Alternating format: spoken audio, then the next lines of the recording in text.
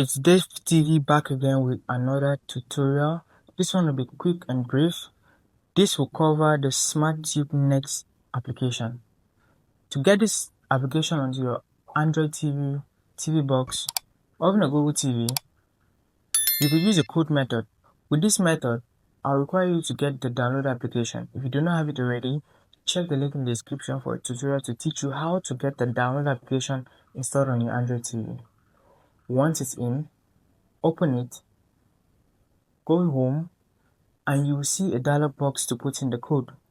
For our SmartTubeNext application, the code is 28544. Click go, and you will see the dialog box appearing with a toggle.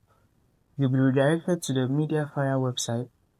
From there, you'll be able to download this application.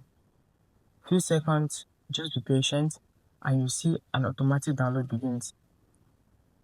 When the download bar progresses till the end, your download will be complete. Click on the install button and you have this application installed on your Android TV, TV box, or Google TV. When done, click on update, install, and you have the application good to go. Next, click on the delete button to remove the package file.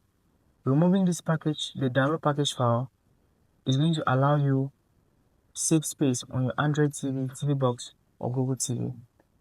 That's been it for this tutorial. If you found value in this one, subscribe, like it, and I'll see you in the next video.